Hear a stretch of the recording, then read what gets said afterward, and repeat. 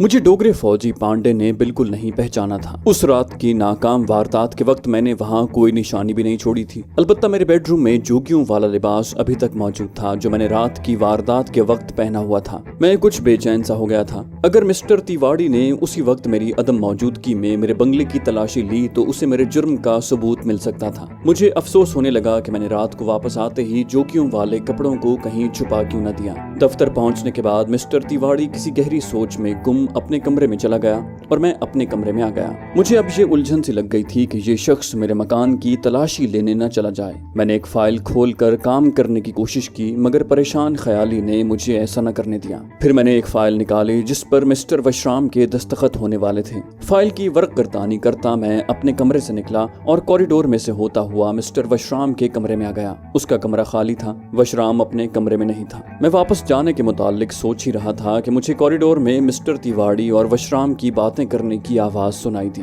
वो दरवाजे की तरफ बढ़ रहे थे। खुदा जाने ये मेरे दिल का चोर था या क्या बात थी कि मैं वहीं खड़े रहने या बाहर जाने की बजाय मिस्टर वशराम के बाथरूम में घुसकर दरवाजा बंद कर लिया। मिस्टर तिवाड़ी और वशराम बातें करते हुए कमरे में दाखिल हो गए थे। मुझे कमरे का दरवाजा बंद करने की आवाज सुनाई दी। फिर मिस्टर तिवाड़ी को मैंने ये कहते हुए सुना, मैं चाहता हूँ कि इस केस की इंक्वायरी तुम खुद करो। वशराम की आवाज आई, लेकिन सर ये बड़ी अजीब बात है कि सुरमेदानी में जो बेहोशी का केमिकल था वो हमारी लेबोरेटरी से चुराया गया था। तिवाड़ी बोला, मिस्टर वशराम, मैंने अपनी उम्र का बेशतर हिस्सा सुराग रसानी में गुजारा है। मैं पानी को सूंघ कर बता सकता हूँ कि ये किस शहर का है और फिर अपनी लेबोरेटरी के केमिकल से तो मैं अच्छी तरह वाकिफ हूँ। कर्नल भल्ला ने जब मुझे कले में सुरमेदानी दिखाई जिसमें बेहोशी की दवाई मौजूद थी तो मैं उसे सूंघते ही समझ गया कि ये केमिकल हमारी लेबोरेटरी का है। मैं बाथरूम में दम साधे उनकी बातें सुन रहा था। एक तरह से मैं खुद उनके जाल में फंस गया था। अगर उनमें से कोई एक उठकर बाथरूम में आ जाता तो मैं एक ऐसी मुश्किल में फंस सकता था जिससे निजात का कोई रास्ता नहीं था। मुझे मिस्टर तिवाड़ी की आवाज सुनाई दी, मिस्टर वशराम, ये हम दोनों जानते हैं कि हमारे ऑफिस में से कौन शख्स ये काम कर सकता है जिस पर हमें शक है। बहरहाल भारतवर्ष की सिक्योरिटी का मामला है। सुबह दफ्तर आते ही मुझे वजारत दिफा के चीफ सेक्रेटरी का फोन आया था कि इस केस की मुकम्मल इंक्वायरी की जानी चाहिए। मुझे यकीन है कि जोगी के भेस में हवालदार पांडे को बेहोशी का केमिकल देने वाले का मकसद कले के नवाजिरात चुराना नहीं बल्कि चाणक्य प्लान की माइक्रोफिल्म या दूसरी अहम सरकारी खुफिया दस्तावेजात चुराना था। एक बात का मुझे नाकाबिल तरदीद सबूत मिल गया था कि चाणक्य प्लान की माइक्रोफिल्म कले के म्यूजियम के नीचे तहखाने में ही है। मुझे हर लम्हे यही धड़का लगा था कि कहीं इनमें से कोई कमबख्त उठकर बाथरूम में ना आ जाए। मैं दबे पांव बाथरूम के अकबी दरवाजे की तरफ गया और चटखनी को बड़ी एहतियात से खोलने की कोशिश करने लगा। एक हल्की सी आवाज के साथ चटखनी खुल गई। मैं दबे पांव मगर तेजी से कदम उठाता हुआ वापस दरवाजे के पास आया और कान लगा दिए। तिवाड़ी और वशराम बातें कर रहे थे। उन तक चटखनी की आवाज नहीं पहुंची थी। मैंने खुदा का शुक्र अदा किया। फिर मुझे तिवाड़ी की आवाज सुनाई दी, तुम इन तमाम बातों को जहन में रखना और आज ही कर्नल भल्ला के पास किले में जाकर केमिकल वाली सुरमेदानी ले आना। मैं कैप्टन मेहता के साथ वो केमिकल अपने साथ नहीं लाना चाहता था। अपनी गुफ्तगू के दौरान उन्होंने पहली बार मेरा नाम लिया था। मैंने अपना सांस रोक लिया, लेकिन उसके बाद तिवाड़ी ने कुछ न कहा। वशराम भी खामोश रहा। फिर वशराम के कमरे का दरवाजा खुलने और बंद होने की आवाज आई। अब मेरा वहाँ रहना फजूल था और खतरनाक भी। वशराम किसी भी वक्त गुस्ल खाने में आ सकता था। मैं दबे पांव बाथरूम के अकबी दरवाजे के करीब आया। दरवाजे के एक पट को बड़ी एहतियात से दोनों हाथ थाम कर आहिस्ता से खोला और बाहर निकल आया। जिस अंदाज में मिस्टर तिवाड़ी ने मेरा नाम लिया था उससे ये बात साबित हो गई थी कि उसे मुझ पर ही शुबा है। शुबा तो उसे पहले भी था, लेकिन अब शायद उसे एक तरह से सबूत मिल गया था, क्योंकि ऑफिस की लेबोरेटरी से दूसरा कोई शख्स इतनी दलेरी से बेहोशी का केमिकल उड़ा कर नहीं ले जा सकता था, क्योंकि मुझे गिरफ्तार करने के लिए उसके पास वाज़ेह सबूत नहीं था कि जिसे वो अदालत के सामने पेश कर सके। उसे खूब मालूम था कि बगैर किसी बय्यन सबूत के मुझ पर हाथ डालने की सूरत में अदालत में उसके खिलाफ हत्या के इज्जत का दावा करके उसे मुअत्तल करवा सकता हूँ। लेकिन अगर उसे एक लम्हे के लिए ये शुबा हो जाता कि मैं हिंदू नहीं बल्कि मुसलमान हूँ और एक हिंदू अफसर का रूप धारे वहाँ अपने वतन के मफादात की हिफाजत कर रहा हूँ, तो वो मुझे एक सेकंड में इस तरह तरह दबोच लेता जैसे भूखी बिल्ली चूहे को दबोचती है। अगरचे मैं बेहद एहतियात से काम ले रहा था, ताहम मेरी जरा सी लग़ज़िश उन पर ये राज फाश कर सकती थी कि मैं मुसलमान हूँ। मुझे रात के फिल्म वाले शो में पोशाली से मुलाकात करनी थी। इधर मिस्टर तिवाड़ी ने मिस्टर वशराम को हुक्म दे दिया था कि मेरे बंगले के बाहर निगरानी शुरू कर दी जाए। लाजमी बात थी कि खुफिया पुलिस का आदमी मेरे बंगले के आसपास दोपहर के बाद मंडलाना शुरू कर देगा। ये बड़ी अच्छी बात हुई कि मैंने बाथरूम में छुपकर इत्तेफाक से उन दोनों की बातें सुन ली थी, वरना एक बहुत बड़ी तबाही से दो चार हो सकता था। अब मुझे अपने बंगले के बाहर मंडलाने वाले CID के आदमी से निमटना था या उसे जुल देकर पोशाली से मिलने सिनेमा हाउस जाना था। मेरे लिए CID के आदमी को पहचानना कोई मुश्किल नहीं था। दफ्तर का वक्त खत्म होने पर मैंने गाड़ी निकाली और अपने मकान की तरफ चल पड़ा। मकान के चारों तरफ से जायजा लेने पर बज़ाहिर मुझे कोई मशकूक आदमी नजर न आया, लेकिन जाहिर है कि वो इतना अनाड़ी नहीं होगा कि मेरे मकान के सामने आलू छोले लगाकर बैठ जाए। वो कहीं दूर किसी आड़ में छोटी सी दूरबीन लेकर किसी सयाह या किसी फकीर के भेस में बैठा मेरी निगरानी कर रहा होगा। अब मेरे लिए ये भी जरूरी हो गया था कि मैं अपने घर से पोशाली को कभी टेलीफोन न करूं और उसे भी मना कर दूं कि वो कोड वर्ड्स में भी मुझसे फोन पर बात न करे, क्योंकि हालात जिस किस्म का रुख इख्तियार कर चुके थे उसकी रोशनी में मेरी टेलीफोन कॉल्स का चेक किया जाना कुदरती बात थी। मैं बेडरूम में बैठा यही सोच रहा था कि अचानक फोन की घंटी जोर से बज उठी। मेरा दिल जोर से धड़का, कहीं ये पोशाली का टेलीफोन ना हो, लेकिन रिसीवर उठाते ही इत्मीनान की एक सांस मेरे हलक से खारिज हुई। दूसरी तरफ से मेरी मंगेतर और महबूबा सुजाता का फोन था। वो बोली, किशन डियर क्या बात है, आज सारा दिन तुमने मुझे फोन नहीं किया, मैं तुमसे सख्त नाराज हूँ। उसके साथ ही एक ख्याल बिजली की तरह मेरे जहन में चमक उठा। मैंने उससे थोड़ा सा इजहार उल्फत किया और फिर कहा, कैलाश सिनेमा में बड़ी अच्छी अंग्रेजी फिल्म लगी है, अगर तुम्हारे पास वक्त हो तो चलो आज सेकंड शो देखते हैं। अगरचे मैं सख्त थका हुआ हूँ लेकिन तुम्हारी खातिर मैं। सुजाता ने मेरी बात काटते हुए कहा, बस बस ज्यादा प्रेम न जताया करो, मैं जानती हूँ कि तुम मेरी खातिर क्या कर सकते हो। मैंने एक बार फिर सुजाता से दो चार मोहब्बत भरी बातें की और उसे यकीन दिलाया कि तरक्की मिलते ही उससे शादी कर लूंगा और अब थोड़े ही दिन बाकी रह गए हैं मेरी सालाना तरक्की को। और दिल पर जबर करके ये जुमला कह दिया कि अगर तुम मेरे साथ फिल्म देखने नहीं जाना चाहती तो ना सही। मुझे खतरा था कि वो इनकार न कर दे, मगर उसने इनकार न किया। हकीकत ये है कि वो लड़की वाकई मुझसे बेहद प्यार करती थी। आज भी जब मुझे उसका ख्याल आता है तो दिल में मीठी मीठी यादें अंगड़ाइयां लेने लगती हैं। सुजाता की आवाज फोन पर सुनाई दी, हाँ हाँ तुम तो यही चाहोगे कि मैं इनकार कर दूं, मगर मैं फिल्म देखने जरूर जाऊंगी। मैं माता जी से इजाजत ले लूंगी, तुम मेरे यहाँ आ जाना। मैं तो कहती हूँ कि अभी आ जाओ, खाना भी हमारे साथ खा लेना। इसमें मेरे मंसूबे की बेहतरी का पहलू यही था। जो आदमी मेरी निगरानी कर रहा था उसके लिए मेरा सुजाता के घर जाना कोई अनोखी बात नहीं होगी। मेरा मंसूबा ये था कि मैं सुजाता को साथ लेकर कैलाश सिनेमा जाऊंगा, जहाँ गैलरी में पोशाली मेरा इंतजार कर रही होगी। मैं सुजाता के साथ बक्स में बैठूंगा और किसी बहाने थोड़ी देर के लिए बक्स से निकलकर पोशाली से जरूरी बातें करने के बाद वापस सुजाता के पास आ जाऊंगा। यूं मेरे जासूस को जो सिनेमा हॉल के बाहर टहल रहा होगा पता भी नहीं चल सकेगा कि मैं किस मकसद के लिए सिनेमा हाउस आया था। वो अपनी रिपोर्ट में यही लिखेगा कि मैं रात को सुजाता के साथ कैलाश सिनेमा सेकंड शो देखने गया था और मेरे महकमे वालों को इल्म था कि सुजाता न सिर्फ मेरी कजन है बल्कि उससे मेरी शादी भी होने वाली है। मैंने कहा, डार्लिंग मैं आ रहा हूँ, मेरे लिए सलाद अपने हाथों से बनाकर रखना। Okay bye. मैंने फौरन उसकी तजवीज से इत्तेफाक कर लिया। फोन बंद करके मैंने नौकरानी को अपने प्रोग्राम से आगाह किया और गाड़ी निकाल कर सुजाता के घर की तरफ रवाना हो गया। मेरी नजरें बड़ी होशियारी से गिरदो निवाह का जायजा ले रही थी। अभी तक कोई मुश्तबा शख्स दिखाई नहीं दिया था, लेकिन मुझे यकीन था कि किसी टैक्सी, गाड़ी या रिक्शे में कोई शख्स जरूर मेरा ताक़ुब कर रहा होगा। मगर मैं मुतमईन था, अपनी मंगेतर के साथ फिल्म देखने में किसी के लिए शक करने वाली कोई बात नहीं थी। सुजाता, उसकी माताजी और पिताजी मेरा इंतजार कर रहे थे। सुजाता मुझे देखकर खिसक उठी। उसने फौरन मेरे लिए चाय बनाई। इधर उधर की बातें होती रहीं। रात के खाने पर सुजाता का भाई भी आ गया। ठीक 9:15 बजे मैंने सुजाता को साथ लिया और कैलाश सिनेमा की तरफ रवाना हो गया। 10 मिनट में हम सिनेमा पहुंच गए। मैनेजर से मुलाकात की तो वो हमें खुद बॉक्स में ऊपर तक ले गया। टिकट भी ना खरीदने दिए और चाय भी भिजवा दी। सुजाता ने फखरिया अंदाज में कहा, तुम इंटेलिजेंस वालों का भी लोगों पर बड़ा रोब होता है। बेचारा आगे पीछे फिर रहा था। मैंने सुजाता के कंधे को थपथपाते हुए कहा, मुझसे तुम्हारी शादी होगी तो तुमसे भी लोग इसी तरह डरेंगे। सुजाता ने कंधे को हल्का सा झटका, जब होगी तो देखा जाएगा। फिल्म शुरू हुई तो मैंने जेबों को टटोलते हुए सुजाता से कहा, अरे मैं अपने सिगार लाना तो भूल ही गया, तुम बैठो, मैं बाहर दुकान से सिगार लेकर आता हूँ। सुजाता की नजरें सामने पर्दे पर जमी हुई थी। कहने लगी, जल्दी आना। मैंने कहा, बस अभी आया 1 मिनट में। और मैं बॉक्स से निकलकर सीढ़ियां उतरने के बाद गैलरी वाले दरवाजे की तरफ बढ़ा। गेट कीपर मुझे मैनेजर के साथ जाते हुए देख चुका था। मैं उसके करीब गया तो वो मुअद्दब हो गया। मैंने कहा, गैलरी में मेरा एक दोस्त बैठा है, मैं जरा उसे देखाऊं। गेटकीपर ने इंतहाई खंदा पेशानी से कहा, जरूर महाराज। गैलरी में अंधेरा था। मैं अंदर जाते ही 1 सेकंड के लिए आंखें बंद करके रुक गया। दोबारा आंखें खोली तो मुझे पर्दे की रोशनी में गैलरी में बैठे हुए इक्का दुक्का लोग दिखाई दिए। मैं गैलरी की अकबी दीवार की तरफ बढ़ा। मेरी नजरें कोने वाली सीट की तरफ उठ गईं। वहां पोशाली बैठी थी। उसे पहचान कर मैं खामोशी से उसके बराबर जा बैठा। पोशाली ने मेरी मौजूदगी को महसूस करते हुए कहा, जो कुछ हुआ मुझे उसका अफसोस है। तुमने वहां कोई सबूत तो नहीं छोड़ा? मैंने कहा, बिल्कुल नहीं। फिर मुख्तसर तरीन अल्फाज में उसे बताया कि किस तरह हिंदू फौजी ऐन मौके पर घबरा गया और सारा प्लान धरे का धरा रह गया। मैंने उसे ये भी बताया कि मेरे बॉस और मिस्टर वशराम को मुझ पर शक है कि लेबोरेटरी से बेहोशी का केमिकल मैंने चुराया है। उसने एक आदमी मेरी निगरानी पर लगा दिया है और अब मैं अपनी मंगेतर के साथ सिनेमा आया हूँ। पोशाली ने गर्दन फेर कर दाएं बाएं देखा। वो ऐसी जगह बैठी थी जहां आसपास कोई आदमी नहीं था। उसने पूछा, तुमने जोगियों वाला लिबास कहाँ फेंका था? मैंने कहा, वो तो मेरे बेडरूम में ही पड़ा है। पोशाली ने तल्ख लहजे में कहा, मुझे तुम जैसे तजुर्बाकार शख्स से इस हिमाकत की उम्मीद नहीं थी।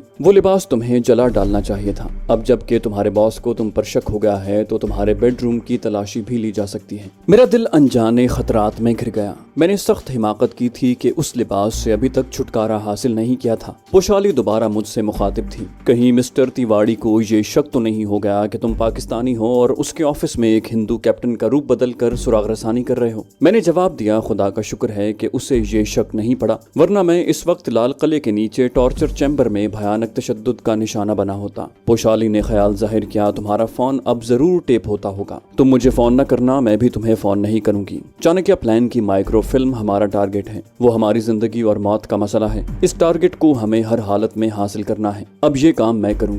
कल शाम 5 बजे मेरी लाइब्रेरी में आना। सुजाता को जरूर साथ लाना क्योंकि तुम्हारी निगरानी हो रही है। सुजाता तुम्हारे लिए ढाल का काम करेगी। मैं कल तक नया मंसूबा तैयार कर लूंगी। लाइब्रेरी में तुम कोई किताब वापस करने के बहाने आना, मैं तुम्हें उसके बदले दूसरी किताब दे दूंगी। उसमें तुम्हारे नाम एक पर्चा होगा जिसमें एक मंसूबे के इशारे कोड वर्ड्स में लिखे होंगे। बस अब तुम जाओ, तुम्हारा ज्यादा देर यहाँ बैठना ठीक नहीं। कल शाम 5 बजे। ओके। मैं उठकर गैलरी की खाली सीटों के दरमियान से होता हुआ गेट का पर्दा उठाकर बाहर आ गया। गेट कीपर का शुक्रिया अदा किया। लॉबी में देखा, वहाँ कोई मुश्तबा आदमी नजर न आया। आता भी तो फिक्र करने वाली कोई बात नहीं थी। किसी को क्या मालूम कि मैं गैलरी में किससे मिलकर आ रहा हूँ। मैं जल्दी से सीढ़ियाँ चढ़कर बॉक्स में चला गया। सुजाता ने मेरा हाथ थाम लिया, बोली, तुमने बहुत देर कर दी। मुझे डर लग रहा था। सिगार मेरी जेब में पहले से मौजूद थे। मैंने चमड़े का सिगार केस जेब से निकालते हुए कहा, डार्लिंग, जहाँ सिनेमा के बाहर मेरी ब्रांड के सिगार कहीं नहीं थे, सामने वाली मार्केट में जाना पड़ा। मैं सिगार सुलगा कर सुजाता का हाथ अपने हाथ में लेकर फिल्म देखने लगा। मेरी आंखें पर्दे पर लगी हुई थीं और जहन इस उधेड़बुन में लगा था कि पोशाली अपने तौर पर अकेली क्या मंसूबा बनाएगी। कहीं जज्बात में आकर किसी मुसीबत में न फंस जाए। इसी उधेड़बुन में फिल्म खत्म हो गई। सुजाता को घर छोड़कर जब मैं अपने मकान की तरफ रवाना हुआ तो मैंने महसूस किया कि एक गाड़ी की रोशनियां मुसलसल मेरे पीछे आ रही थीं। ये सिवाय खुफिया सुराग रसां के और कोई नहीं हो सकता था, लेकिन मैं मुतमईन था। सब काम ठीक हो गया था। मैंने पोशाली से मुलाकात भी कर ली थी और किसी को उसका इल्म भी नहीं हुआ था। नेपाली चौकीदार ने गेट खोल दिया। मुझे नमस्कार करने के बाद बोला, साहब, कमला आपके लिए चाय थर्मस में डाल गई है। मैंने इस बात में सर हिलाया और अपने बेडरूम में दाखिल हो गया। टेबल लैंप जल रहा था। तपाई पर मेरी थर्मस और एक खाली कप पड़ा था। मैंने जल्दी से बिस्तर के नीचे हाथ डालकर अपने जोगियों वाला चोला और धोती बाहर निकाली और उसका छोटा सा गोला बनाया। खुदा का शुक्र अदा किया कि किसी ने मेरे कमरे की तलाशी नहीं ली। हर शय वैसे ही पड़ी थी जैसी मैं छोड़कर गया था। मैं जोगियों वाले चोले और धोती को जला देना चाहता था, लेकिन उससे धुआं बहुत उठता। बंगले में कोई आतिशदान भी नहीं था। आखिर ये फैसला किया कि इन कपड़ों को काट कर पुर्जे पुर्जे कर दिया जाए और सुबह दफ्तर जाते वक्त किसी वीरान गड्ढे या गंदे नाले में फेंक दिया जाए। अचानक मुझे ख्याल आ गया कि सुराग रसां मेरा ताकुब कर रहा होगा तो मुझे प्लास्टिक का लिफाफा गिराते हुए देख लेगा और पांसा उल्टा पड़ जाएगा। एक तरकीब मेरे जहन में आ गई। मैंने कैंची निकाली और गेरुए रंग के चोले को कुतरना शुरू कर दिया। थोड़ी देर बाद मैंने चोले और धोती को छोटी छोटी कतरनों में तकसीम कर दिया था। फिर इन कतरनों को झोली में डालकर बाथरूम ले गया। अब उन्हें थोड़ा थोड़ा करके फ्लश में बहाने लगा। 15 मिनट बाद मैं इस काम से फारिग हो चुका था। जब इस सबूत को मैं गटर में बहा चुका तो मैंने मालाओं को तोड़कर पीस लिया और उनके बुरादे को कूड़े करकट वाले ड्रम में डाल दिया। इस काम से फारिग होकर मैं बिस्तर पर लेट गया और अंग्रेजी का एक नॉवल खोलकर पढ़ने लगा। आंखें किताब पर थीं और जहन इन ख्यालों के साथ उड़ रहा था कि पोशाली इतनी बड़ी और खतरनाक मुहिम अकेली सर न कर सकेगी। चुनांचे मैंने फैसला किया कि मैं उसे ये काम नहीं करने दूंगा। दूसरे रोज मुझे सुजाता को फिर अपने साथ ले जाना था। इस दफा मुझे उसे मेरे साथ दिल्ली की हार्डिंग लाइब्रेरी जाना था। मैंने दफ्तर पहुंचने के बाद कोई 11 बजे उसे फोन किया और कहा कि आज शाम की चाय इकट्ठी पियेंगे। वो फौरन राजी हो गई। मैंने कहा वो अपने दफ्तर में ही मेरा इंतजार करे, मैं दफ्तर से सीधा उसकी तरफ आऊंगा। मेरे दफ्तर की अलमारियों में मेरी चंद एक अंग्रेजी किताबें पड़ी हुई थी जो मैंने फुर्सत में अपने मुताले के लिए रखी हुई थी। ये ज्यादातर जासूसी किस्म के नॉवल थे। इनमें से किसी पर हार्डिंग लाइब्रेरी की मोहर नहीं थी, लेकिन मोहर की क्या जरूरत थी। मैं दफ्तर से ठीक 4:30 बजे निकला और सुजाता को लेने इंडियन एयरलाइंस के चांदनी चौक वाले दफ्तर की तरफ चल पड़ा। वो मेरे इंतजार में बिल्कुल तैयार खड़ी थी। उसने आज आसमानी रंग की साड़ी के साथ गले में नीलम का हार पहन रखा था जो उस पर बहुत खूबसूरत लग रहा था। दफ्तर की सीढ़ियां उतरकर वो मेरी कार की तरफ बढ़ी। किशन डियर, हम एयरपोर्ट वाले रेस्टोरेंट में चाय पियेंगे, जहाज को लैंड और टेक ऑफ करते भी देखेंगे। उसने इठला कर तजवीज पेश की। मैंने कहा तुम जहां कहोगी हम वहीं चलेंगे, लेकिन 1 मिनट के लिए मुझे हार्डिंग लाइब्रेरी में ये किताब वापस करनी है और अभी हमारे पास काफी वक्त है। सुजाता ने भी कोई एतराज न किया। मैंने हार्डिंग लाइब्रेरी के सामने वाले पार्किंग स्टैंड पर गाड़ी पार्क की तो सुजाता ने बेजार सा मुंह बनाते हुए कहा, तुम जल्दी से किताब अंदर वापस करके आ जाओ, मैं गाड़ी में ही बैठती हूँ। इसरार करना खामखा शक में डालने वाली बात थी। मैंने डैशबोर्ड में से किताब निकाली और तेज तेज कदम उठाता लाइब्रेरी में दाखिल हो गया। काउंटर पर उस वक्त पोशाली ही थी। मैंने जाते ही आहिस्ता से किताब उसके सामने रख दी। ये किताब वापस करनी है। पोशाली ने मुझे आते देख लिया था। उसने जल्दी से किताब उठाकर नीचे दराज में रख ली और वहीं से दूसरी किताब निकाल कर रजिस्टर में खुदा जाने किस हिसाब में उसका इंदराज करने लगी। उसने इधर उधर देखते हुए धीरे से कहा, तुम्हें अकेले नहीं आना चाहिए था। जब तक मैं रजिस्टर में लिख रही हूँ खड़े रहो, जब लिख लूँ तो फौरन जहाँ से चले जाना। इस किताब में मैंने सब कुछ लिख दिया है। मैंने रजिस्टर पर एक जगह उंगली रखते हुए आहिस्ता से कहा, मैं तुम्हें इस मुहिम से मना करने आया हूँ। इसमें तुम्हारी जान को खतरा है और मैं कोई दूसरा प्लान तैयार कर रहा हूँ। पोशाली ने अपना हाथ रजिस्टर पर रख कर बड़ी सख्ती से मेरी उंगली को पीछे हटा दिया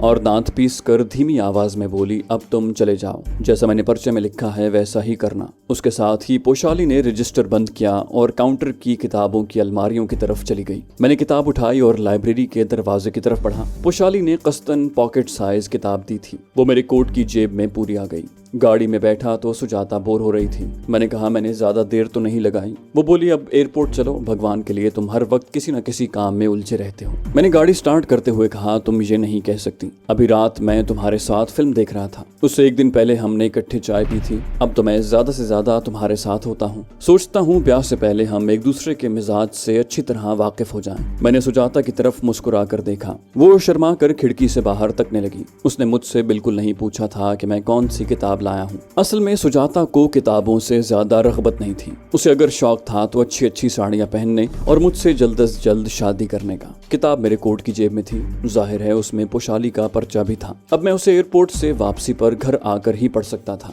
एयरपोर्ट पहुंचते पहुंचते शाम का अंधेरा छा गया। एयरपोर्ट का रेस्टोरेंट दूसरी मंजिल वाली गैलरी में था। फजा में खुनकी थी। हम गैलरी में जाने की बजाय रेस्टोरेंट के अंदर ही शीशे की दीवार के पास एक मेज के पास बैठ गए। यहाँ एयरपोर्ट का मंजर बड़ा दिलकश लग रहा था। रंग बिरंगी रोशनियां चमक रही थीं। मुतअद्दिद जहाज एप्रन पर खड़े या टैक्सी करते नजर आ रहे थे। हम देर तक रेस्टोरेंट में बैठे बातें करते रहे। शाम के वक्त रेस्टोरेंट में काफी रौनक थी। यहाँ अगर कोई CID वाला मेरी निगरानी कर भी रहा था तो मुझे उसकी परवाह नहीं थी। मैं अपनी मंगेतर सुजाता के साथ था। अलबत्ता मेरे कोट की जेब में पर्चा जरूर था और जिस पर कोड वर्ड्स में पोशाली का पैगाम लिखा था, लेकिन वहाँ मेरी तलाशी का सवाल ही पैदा नहीं होता था। फिर भी मुझे इस कोड वर्ड्स वाले पर्चे का ख्याल आया तो मुझसे आराम से न बैठा गया। सुजाता की खुशबूदार बातों में खोकर मैं उसे थोड़ी देर के लिए भूल गया था। अब वो फिर मेरे सर पर सवार हो गया। मैंने वेटर से चेक लाने को कहा। सुजाता घड़ी देखकर बोली, अभी तो 7 भी नहीं बजे, तुम घर जाकर क्या करोगे? मैंने माथे को उंगलियों से दबाते हुए कहा, आज दफ्तर में बड़ा काम था जान, बुरी तरह थक गया हूँ, सोचता हूँ जाते ही गर्म शावर लेकर बिस्तर में घुस जाऊं। सुजाता को मैंने उसके मकान पर छोड़ा और वापस चल दिया। चौकीदार अभी बेदार नहीं हुआ था। कमला किचन में हस्बे मामूल रात का खाना पकाने में मसरूफ थी। मुझे आता देख कर किचन से निकल कर नमस्कार किया और फिर मेरे लिए चाय बनाकर ले आई। मैंने ड्राइंग रूम में बैठे बैठे चाय के 2 घूंट लिए और बेडरूम में आ गया। कपड़े बदले, किताब को कोट की जेब से निकाल कर खोले बगैर बिस्तर के गदेले के नीचे छुपा दिया और गुस्ल खाने में घुस गया। मैं नौकरानी के चले जाने के बाद इत्मीनान से पोशाली का पर्चा पढ़ना चाहता था। हमने आपस में जो तहरीरी कोड बनाया था उसमें सिर्फ एक हल्का सा फेर था और वो ये कि हर लफ्ज का पहला हर्फ छोड़ देते और आखिरी हर्फ को उठाकर दरमियान में ले आते। ये एक ऐसा कोड था कि हुरूफ अंग्रेजी जबान में ही होते थे मगर इबारत समझ में नहीं आती थी। 9 बजे रात मुझे खाना वगैरह देकर नौकरानी चली गई। मैंने खाना खाकर सिगार सुलगाया और बेडरूम में आ गया। दीवार वाली बत्ती गुल करके टेबल लैंप रोशन किया और दरवाजे की चटखनी चढ़ाकर पोशाली की दी हुई किताब निकाल ली। नीले रंग का एक तयशुदा कागज जिस पर अंग्रेजी की 20 सतरें टाइप की हुई थी। मैंने कॉपी पेंसिल ली और इन अल्फाज को डीकोड करना शुरू कर दिया। चंद लम्हों में पूरी इबारत मेरे सामने थी जो कुछ ऐसी थी। मैंने कले में तहखाने वाली जगह का तफसीली जायजा लिया है। इस मिशन की 2 ही सूरतें हो सकती हैं, या तो मैं माइक्रोफिल्म लेकर निकल जाने में कामयाब हो जाऊं, पकड़ी जाने की सूरत में मैं सर तोड़ कोशिश करूंगी कि माइक्रोफिल्म तहखाने के मगरबी कोने में नीम के दरख्त के पास वाले गड्ढे में फेंक दूं। तुम ये जगह याद रखना और मेरे पकड़े जाने की सूरत में ये फिल्म वहां से उठा लेना। अगर मैं फिल्म लेकर भागने में कामयाब हो गई तो मैं खुद तुमसे राब्ता करूंगी। प्लान के बारे में तुम्हें सिर्फ इतना बता सकती हूँ कि मैं वो हरबा इस्तेमाल करने वाली हूँ जो सिर्फ एक औरत इस्तेमाल कर सकती है। मैं कल रात अटैक कर रही हूँ। खत को मैंने 2-3 बार पढ़ा और फिर पुर्जे पुर्जे कर दिया। नीम के दरख्त वाले गड्ढे को मैं देख चुका था, लेकिन मुझे पोशाली की कामयाबी की कोई उम्मीद नहीं थी। पोशाली को अब कोई नहीं रोक सकता था, इसलिए उसने मुझे लाइब्रेरी में आने से मना कर दिया था। मैं अब सिवाय इसके और कुछ नहीं कर सकता था कि उसकी कामयाबी के लिए अल्लाह के हुजूर दुआ करूं। अगर पोशाली इस ऑपरेशन में कामयाब हो जाती है तो मैं इसे मौजज़ा ही कह सकता हूं। तो दोस्तों, ये थी हमारी आज की एपिसोड। उम्मीद करते हैं आपको हमारी कहानी पसंद आई होगी। जाने से पहले इस वीडियो को लाइक कीजिए और शेयर करना मत भूलिए।